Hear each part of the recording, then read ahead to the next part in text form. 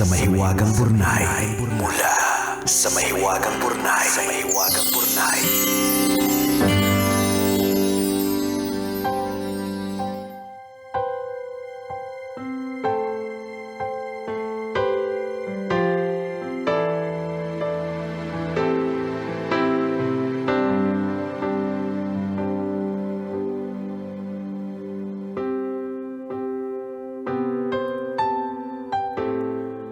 Magandang araw po sa dalawang pundasyon ng radyo. Ang lakas. Ang lakas. Ang lakas pong makam. 50. Parang balete na puno eh. Yung bang buhay ka pa pero legend ka na. So ang lakas talaga ang makaamoy cabinet. Oh. Yung ganon. But thank you. Ayan. Ayan. Salamat. Magandang araw po sa dalawang pundasyon ng radyo. Gusto ko lang pong ibahagi ang kwento na hindi ko kahit kailan inakala na mangyayari sa akin. Isa lang itong ordinaryong araw para sa akin. Naka-duty, nagsiselfie, at naglilinis sa paligid ng office. Pero di ko alam na may mangyayari na palang sobrang nakakatakot. Since last year, dumadalas na ang lindol sa amin. Dahil nasa third floor kami, normal na lang din ang mga mahinang pagyanig. Kaya lang nung umupo ako, may naramdaman na akong kakaiba. Ang feeling ko ay para bang ang buong building ay pabagsak ang galaw. Tila ba anumang oras ay bibigay na ito. Doon na ako kinabahan ng husto. At wala na akong iniisip kung hindi ang makalabas ng buhay. Habang pababa ako ng hagdan, naabutan ko ang kasamang technician. Dahil sa lakas ng pagyanig, napadaus-dus pa siya sa hagdan. Kaya agad ko siyang tinulungan para makatayo. Pareho kaming hirap na hirap bumaba dahil halos hindi kami makabalanse, hindi makatakbo na para bang ang bawat hakbang ay parang laban para mabuhay. Nang kami ay nakalabas ng gusali, hindi ko alam kung saan tatakbo dahil napapalibutan kami ng iba pang mga gusali. Ang tanging nahawakan ko lang ay ang stand ng mga payong sa kantin na para bang yun na lang ang nagbibigay sa akin ng kaunting pakiramdam ng seguridad. Hindi ko na napigilan ang pag-iyak matapos ang sumunod na pangyayari. Sa harap ko mismo, nakita kong gumuho ang aming gusali. Parang huminto ang oras. Ang unang salitang lumabas sa bibig ko ay, wala na akong trabaho. Kasama ng pagbagsak ng gusali ang lahat ng alaala at kagamitan sa loob nito. Ang lugar na araw-araw kong pinapasukan, ang lugar na naging pangalawang tahanan ko, ay naging mga guho sa loob lamang ng ilang segundo. Nung araw na yon, napagtanto kong napakaikli talaga ng buhay. Sa isang iglap, maaaring mawala ang lahat. Trabaho, mga gamit, at mga bagay na akala natin ay laging naroon. Ngunit sa kabila ng lahat, may isang bagay pa rin akong ipinagpapasalamat. Buhay kami. Hanggang ngayon, tuwing naalala ko ang eksaktong oras na 7:37 ng umaga, bumabalik ang kaba, ang iyak, at ang tunog ng gumuguhong gusali.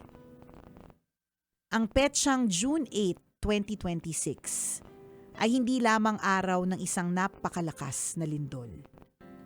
Ito rin ang araw na muli kong napatunayan kung gaano kahalaga ang buhay. Gaano kahalaga ang bawat segundo kasama ang mga mahal natin at kung paanong sa gitna ng pinakamadilim na trahedya, may pag-asa pa ring naghihintay pagkatapos ng pagyanig. Salamat po sa pagbasa ng aking kwento.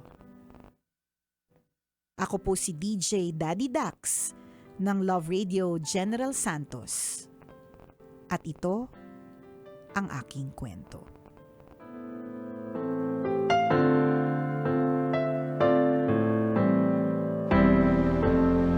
I can't imagine yung trauma na bibit-bitin mo. Yung Correct. Kanya kasi sa lahat po ng mga kabisyo natin, nakita nyo po yung pagguho ng building ng Love Radio Jensen. Correct. Yun yung naging Talagang pisa Totoo Yun yung naging mukha sa CNN, BBC, international and local news. Yes. 'Di ba na para bang hindi naman ako yung may-ari ng Love Radio, pero yun yung araw na June 8 was the day na sobrang dami nag-message sa akin na maski yung mga hindi ko na nakakausap for such a long time because they know that I'm part of Love Radio. Nagtatanong sila kung kumusta yung mga tao, meron daw bang casualties, meron daw bang nasugatan, meron bang and all those because talagang tandang-tanda po natin kitang-kita talaga na video ng ilang mga kabisya natin yung eksaktong pagguho nung building. At kung nasaan ang Love Radio. Mo kung may tao doon sa loob, talagang sabihin mo parang wala may magsusurvive pa ba? Parang hindi mo sure Hindi mo talaga sigurado But by God's grace. Correct. Yun wala pong napahamak. By God's grace, yan yung unang-unang tinanong naming lahat May napahamak ba? Sino yung tao? Kasi morning yun 7:37 a.m. So, syempre, malamang merong morning DJ. Oho. 'Di ba? And true enough, meron din naman talagang morning DJ na nandun. Nabuti na lang right 'di ba? Right in the nick of time. Nakalabas, 'di ba? At yung DJ Daddy Dax na yan, mga kabisyo, ay buhay na buhay. Tama. And in fact, kasama natin ngayon. Ayan. Subukan nating na makausap, makapanayam si DJ Dax. DJ Dax, magandang umaga sa'yo. Magandang DJ Dax. Hapon. Ayun. Kasi Tinetest na lang kung kung hindi na alog ng lindol yung utak mo. Yan. Magandang hapon sa'yo, DJ Dax. We're so happy that you're alive. Pero ang una kong tanong sa'yo, Dax nga ba? Kwento mo na, Dax ba? Yan lang sa mga... Hindi, pero alam mo nung yung inyong station manager, si Sir Vince, nung nagkukwento siya, kinikwento niya yung tungkol sa naging experience mo Una, natuwa din talaga ako sa pangalan mo, na DJ Daddy Dax talaga. Nakakatuwa. Pero, I read your story, we listened to your story. Pero yung kwento mo, Dax, dun sa part na yung parang nadadaos-dos, ganun kalakas, katindi, at gaano kabilis. Buti nga nag-isip kayo kasi pwede kasing hindi ka na nag-isip na bumaba Hindi, kasi ang instruction naman sa atin, di ba? Duck, cover, and hold Ducks, cover, and hold. So, ang ganda ng boot nila dun So, pwedeng nagtago sa ilalim, ganyan. So ano yung tumakbo, nag-trigger correct. sa'yo na tumakbo ka, save yourself, lumabas? Yes, alam nyo, no, pag may lindol kasi dito sa amin, parang normal na talaga yan dito sa Jensen na maka-experience kami ng lindol. Kasi ang lindol dito is halos araw-araw, every weekend, every day. So, hindi talaga, parang normalized na lang talaga dito sa amin sa Jensen yung lindol. So, yung time na yun na sobrang lakas na ng lindol. So, akala ko lang kasi upuan ko lang yun na gumagalaw. So, hindi pa ako agad-agad na lumabas. So nakita ko yung kasama ko na technician na tumakbo na palabas. So agad din akong lumabas kasi napakahirap po yung posisyon namin doon sa booth. Kasi nga paglalabas kasi ako, pag hindi ako lumabas, naka-glass yung gilid namin. So yung glass na yon, direct na yon sa baba, sa kalsada po, sa highway. So makikita mo yung view doon ng Jensen, ng plaza. So pag hindi ako bumaba, possible, pag collapse ng building, doon talaga ako, siguro matapon ako doon sa gitna ng kalsada or ano ba, whatsoever. So, hindi ko talaga nagdalawang isip na pag nalaman ko na biglang lumakas. Kakaiba kasi yung lindol, Nicole, kakaiba. Paano siya? Paganyan. Pa-up and down, hindi pa sway. Tumatalbog talaga. Kaya kung tatakbo kayo, mahirap talaga tumakbo kasi ganun kanya. Talbog siya.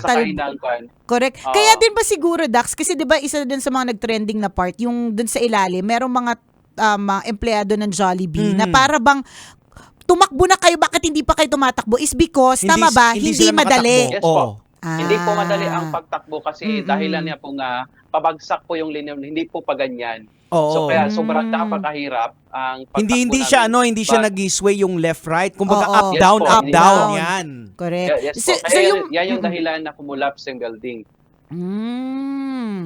So, nung time na pababa ka, sabi, ang kwento din sa akin ni Sir Vince, na sinabi mo rin dito sa kwento, halos mapadaus-dus talaga kayo. Nasugatan ka ba? Meron ka bang mga pasa pagkalabas mo? Una-una, pagbaba ko kasi, yung paa ko ay injured, hindi ko naramdaman or hindi ko nalaman kung saan ko nakuha yun. Basta sobrang sakit na ng paa ko. Then pinilit ko lang na tumakbo. Then pag-uwi ko po, napansin ng kapatid ko na may bukol pala ako dito, so hindi ko napansin Sa na ulo. may bukol. Mm. So yun. So dahil na rin sa adrenaline yan eh. Kasi yun Siguro nga, po. pag ganyang sitwasyon, yung utak natin, yung flight mode, yung tatakas ka na lang. Mm. So nagmamanhid yung mga katawan natin, hindi natin nararamdaman. Kaya Na, di ba, nakalabas minsan, na tayo. may mga sunog na Tama po. nabubuhat mo yung buong frigider. Correct, Na sa totoo. normal, hindi mo mabubuhat. True. Totoo Ayan. yun. Oo. And God is good. We're so happy na, you survived it. Oho.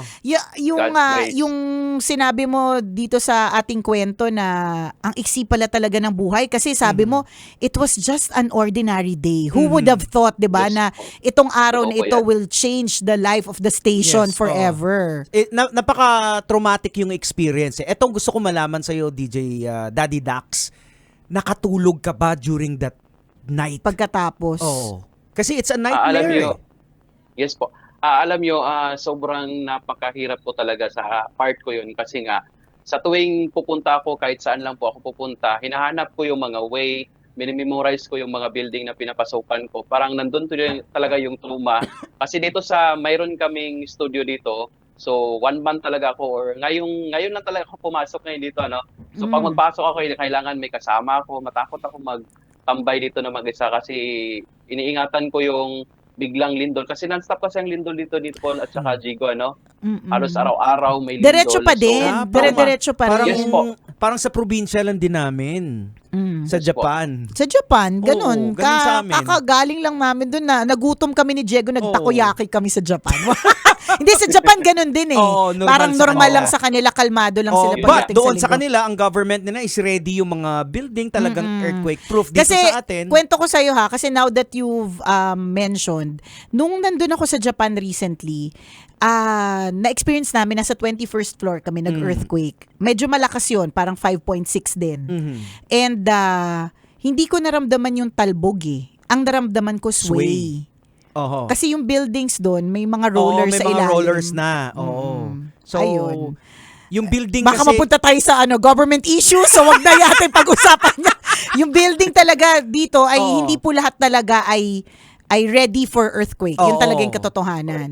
At Diba? tingin ko yung yung building na gumuho doon na kung saan nandun ang Love Radio Gensan is medyo may kalumaan na rin din yung building na yun, ano? Tama Yes ba? po. Yes Oo. po. Medyo may, Yes po. may kalumaan. But anyways, 'di ba? Yes po. Ang bagay ay napapalitan, ang building ay pwedeng i-rebuild, 'di ba? Pero ang buhay hindi basta-basta napapalitan. Kaya we are so grateful, we are so blessed to have you with us, DJ Daddy Dax. We're Ayan. so happy you're alive. Ayan, oo. Hindi pa nga kami nakakapunta ng Jensen eh, Oo. 'di ba? Tuloy na lang natin ang kwentuhan. Sa live. Yan, Oo, online. 'di ba? Sinasabi Online. nila, Diyan ka lang pag ah. masabang ka, Kasama pa rin po, masabang ka kumikinang ulo, Diego Bandito. At akong kumikinang ina mo, Nicole Liala. Kailangan pa bang i-memorize yan? Basic!